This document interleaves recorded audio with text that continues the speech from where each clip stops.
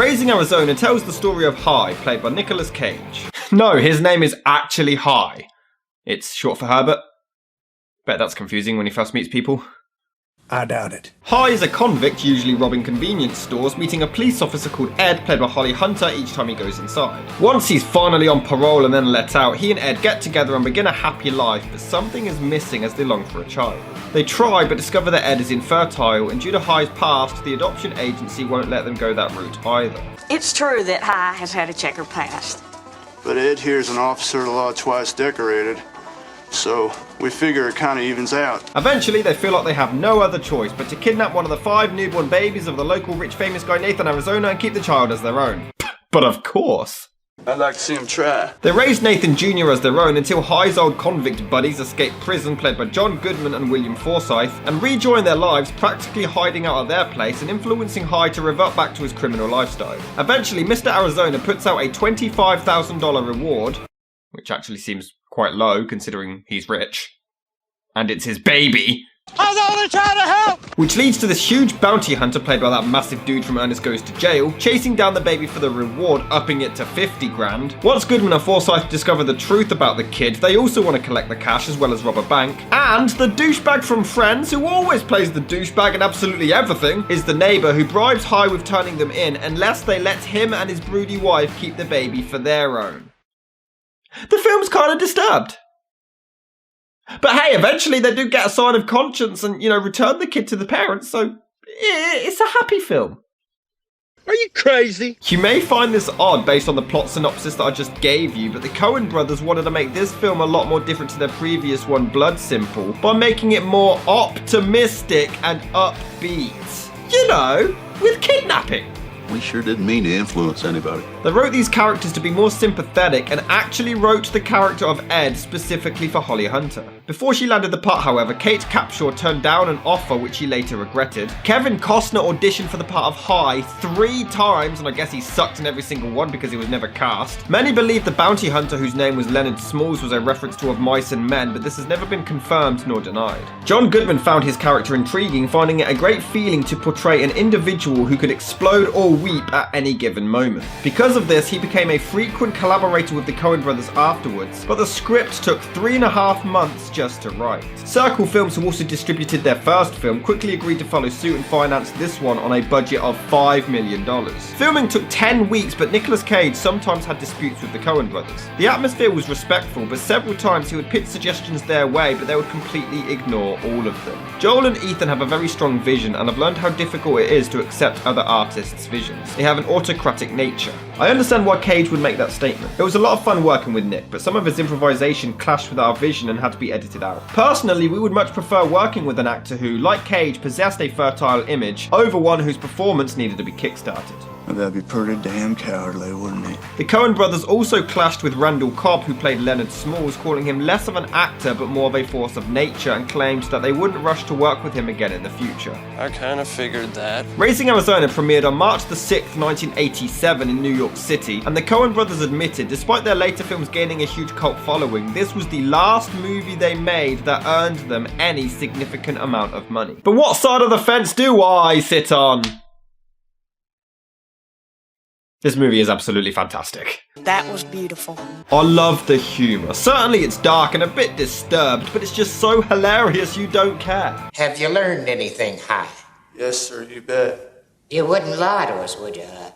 No, ma'am, hope to say. Freedom for me. They said I hadn't done anything, so I could go free and live on an island somewhere. And I don't know if this was intentional or part of the joke, but Mr. Arizona is a pretty terrible father. Or at least a very inconsistent one. First of all, when Hi breaks in to steal the kid, it is hilarious that they start crying, so he then needs to console each individual baby one by one to calm them down so the folks don't investigate. And he even falls down at one point, and the parents acknowledge the racket coming from upstairs and still don't check it out. Okay, that's dumb. I mean, it's pretty funny, but it doesn't really make much sense because earlier, the dad immediately knows which baby is crying. Yeah, the baby just starts to stir and instantly he can easily identify each own individual cry out of 5 kids. I'm gonna say no. I can't help but think it'd be hilarious though if they just walked in and saw Nicolas Cage with a poo moustache cuddling their kid. Oh, and I love how their bed has their own individual names on, looks like gravestones for each child, as if they're all going to stay still and sleep perfectly fine. In fact, what parent would expect 5 babies to all sleep in the same bed anyway? Together. At that age. Am I alone here? It was kind of horrifying, honey. Let me in. Of course they cried, babies cried. Well, I know that now. Come on, honey. We better leave. You go right back up there and get me a toddler. I need a baby high. They got more than they can handle. Babies and toddlers aren't the same thing, but I can't help but chuckle at the sheer casual nature of them kidnapping a baby. Which one you get? I don't know. Nathan Jr., I think. Give me here. Here's the instructions. It's so wrong, but who can't help but laugh at this? But don't you think his mom will be upset? I mean, overly? Well, of course she'll be upset, sugar, but she'll get over it. If they're anything like the McCanns, I doubt it. She's got 4 little babies, almost as good as this one. Oh, and this baby never once cries throughout the entire movie. Yeah, he has just been taken away from his mother and is fine. He spends like a week or whatever with complete strangers and doesn't fuss once. Sleeps fine, eats fine. In fact, he even shits himself and needs changing at one point and doesn't so much as whinge. Do you know nothing?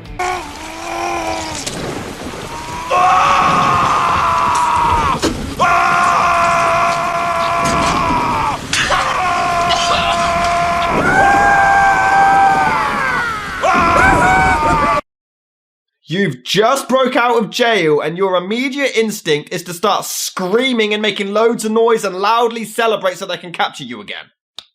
In fact, I have to say, I love John Goodman and his performance is fine with what he's given, but my issue is with the way these characters are written. They spend most of the movie just screaming, and I don't even mean screaming dialogue, just random screaming for no reason, and it's not even funny.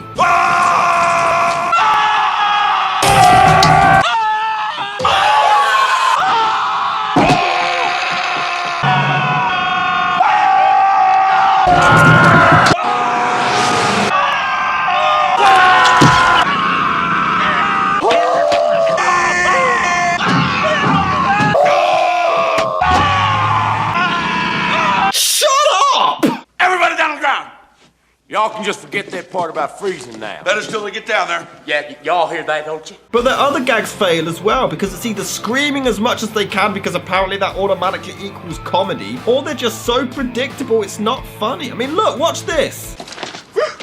Hurry up, open the door. He's a real cheerful little critter once he warms up to you. Gee, I wonder where this is going. Where's Junior? What do you mean, didn't you put him in? No, I thought... Oh, what a surprise. Now stop fucking screaming! This ought to split up real nice 3 ways. God damn it! How did they even leave the baby behind that time? They clearly had him with them. Oh, brilliant, more screaming. The characters are just annoying, and I don't think they're even needed. Hy could have just as easily fell off the wagon and start breaking the law himself without being influenced. These guys are just unnecessary and just annoying. But now I was haunted by a vision of... He was horrible. It was the director of the Ghost Rider movies. The direction is insane. It is really well shot, and here it is so intense when Mrs. Arizona finds her baby missing. Finds her baby missing. Is that sentence oxymoronic? Mr. Arizona, which tot was abducted? Nathan Jr., I think. Oh, sure, he doesn't know which baby's missing, but he immediately knows which one is crying. What was he wearing? A dinner jacket. What do you think? He's wearing his damn jammies. Actually, the babies weren't wearing jammies. Like, clearly in the clip, they were just wearing nappies. Or diapers, if you're American. They even take the dad's fingerprints to differentiate them from the culprits, but Cage didn't wear gloves. He touches the windowsill, the bed, the babies, the toys. And he has a criminal record, so shouldn't this movie be over in like 2 minutes flat?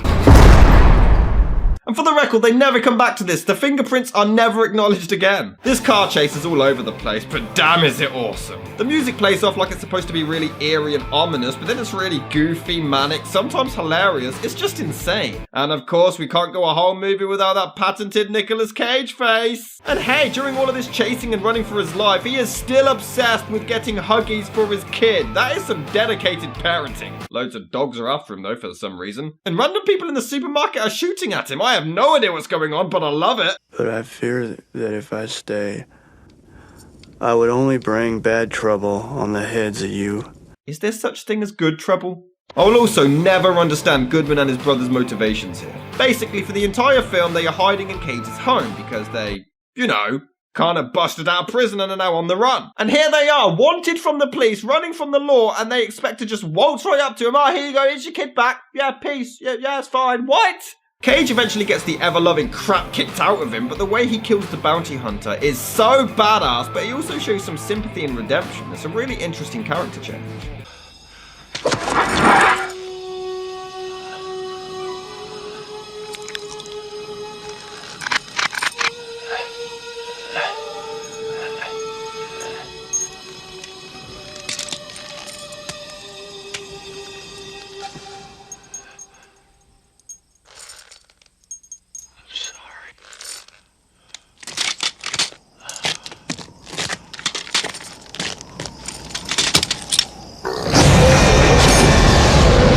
Furthermore, when they return the baby, they also refuse the reward. It's a great character transformation, and somehow, after all of this madness, the movie still delivers a heartfelt and warm message. Mr. Arizona realizes they took him because they couldn't conceive their own children, but he talks to them, and it's actually a beautifully written message. You can't have kids, you just gotta keep trying and hope medical science catches up with you. Like Florence and me. Caught up with a vengeance. Then, hell, even if it never does for you, you still got each other. Just never give up, guys. Never give up.